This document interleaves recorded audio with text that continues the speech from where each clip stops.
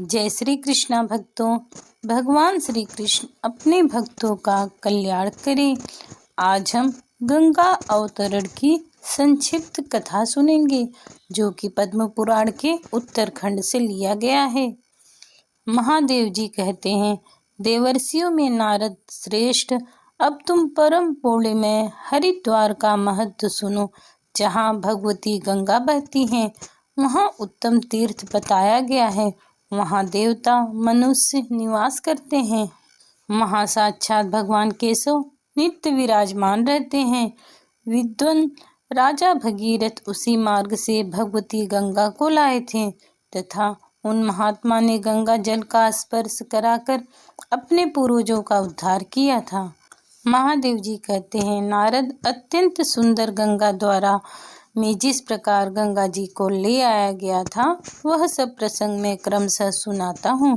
पूर्व काल में हरिश्चंद्र नाम के एक राजा हो चुके थे, जो त्रिभुवन में सत्य के पालन के कारण विख्यात थे। उनके रोहित नामक एक पुत्र हुआ, जो भगवान के विष्णु में तत्पर रहता था। रोहित का पुत्र वृक था, जो बड़ा ही धर्मात्मा और सदाचारी था।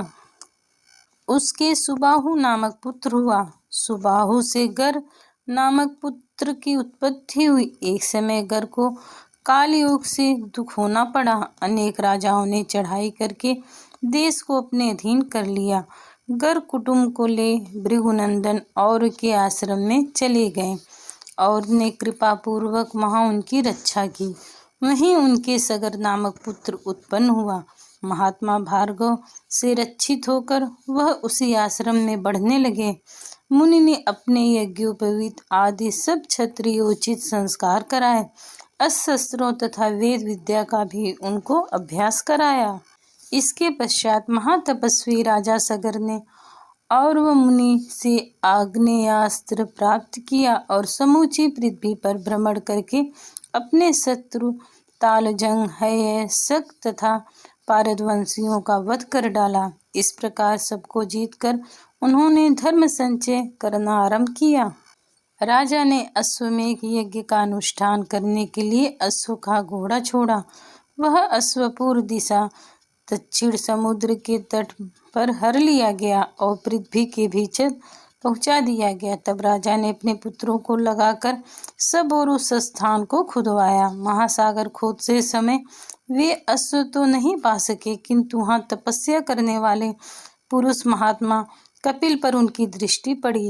वे उतावली के साथ उनके निकट गए और जगत प्रभु कपिल को लक्ष्य करके कहा, यह चोर है। कोलाहल सुनकर भगवान कपिल समाधि से जाग उठे। उस समय उनके नेत्रों से आग प्रकट हुई, जिससे 60,000 सगर के पुत्र जलकर भस्म हो गए।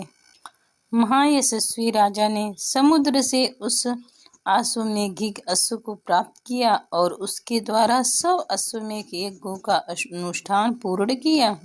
नारद जी ने पूछा, विज्ञानेश्वर, सगर के 60,000 पुत्र बड़े बलवान और पराक्रमी थे। उन वीरों की उत्पत्ति किस प्रकार हुई, यह बताइए। महादेव जी बोले, नारद, राजा सगर की 2 पत्नियां थीं। वे दोनों ही तपस्या के द्वारा अपने पाप को नष्ट कर चुकी थी। इससे प्रसन्न होकर मुनि श्रेष्ठ और ने उन्हें वरदान दिया। उनमें से एक रानी को 60,000 पुत्र मांगे तो दूसरी ने ही ऐसे पुत्र के लिए प्रार्थना की जो वंश चलाने वाला हो। पहली रानी ने तुबी में बहुत से सूरवीर पुत्रों को जन्म दिया। उन सबको धाइयों ने क्रमशः पाल पोस कर बड़ा किया। घी से भरे हुए घड़ों में रखकर उन कुमारों का पोषण किया गया। कपिला गाय का दूध पीकर वे सब बड़े हुए। दूसरी रानी के गर्भ से पंचजन नामक पुत्र हुआ, जो राजा बना। पंचजन ने अंशुमान नामक पराक्रमी पुत्र को उत्पन्न किया। अंशुमान ने दिलीप और दिलीप के पुत्र भागीरथी हुए, जो उत्तम व्रत तपस्या का अनुष्ठान करके नदियों में श्रेष्ठ गंगा जी को पृथ्वी पर ले आए थे, जिन्होंने गंगा जी को समुद्र तट में ले जाकर उन्हें अपनी कन्या रूप में अंगीकार किया। नारद जी ने पूछा, भगवान, राजा भगीरथ गंगा को किस प्रकार ले आए थे? उन्होंने कौन सी तपस्या की थी? यह सब कृपा करके मुझे बताइए। महादेव जी बोले, नारद, राजा भगीरथ अपने पूर्वजों का हित करने के लिए हिमालय पर गए। वहां पहुंचकर उन्होंने 10,000 वर्षों तक भारी तपस्या की। इससे आदिदेव भगवान निरंजन श्री विष्णु प्रसन्न हुए। उन्हीं के आदेश से गंगा जी आकाश में चली गई और जहाँ विश्वेश्वर श्री शिव जी नित्य विराजमान रहते थे, उस कैलाश पर्वत पर उपस्थित हुई। मैंने गंगा जी को आया देख उन्हें अपने जटाजूट में धारण कर लिया और 10,000 वर्षों तक उसी रूप में स्थिर रहा। इधर राजा भगीरथ गंगा जी को न देखकर विचार करने लगे, गंगा जी कहाँ चली गई। ध्यान करके जब उन्होंने यह निश्चित रूप से जान लिया कि उन्हें महादेव जी ने ग्रहण कर लिया है, तब वे कैलाश पर्वत पर गए।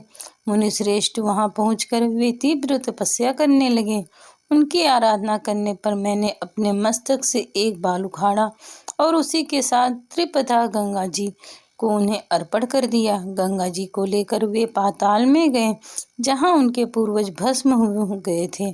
उस समय भगवान विष्णु के चरणों से प्रकट हुई गंगा जब हरिद्वार आई, तब देवताओं के लिए भी दुर्लभ श्रेष्ठ तीर्थ बन गया।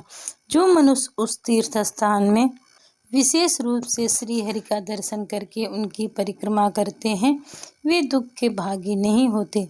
ब्रह्म हत्या आदि पापों की अनेक राशियां ही क्यों न हो, वे सब सर्वदा श्री हरि के दर्शन मात्र से नष्ट हो जाती हैं। एक समय मैं भी हरिद्वार में श्री हरि के स्थान पर गया था। उस समय उस तीर्थ के प्रभाव से मैं विष्णु रूप हो गया।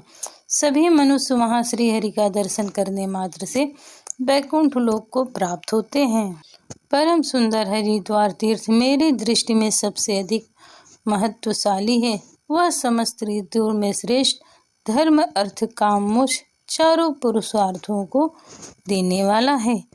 जय श्री नारायण भक्तों।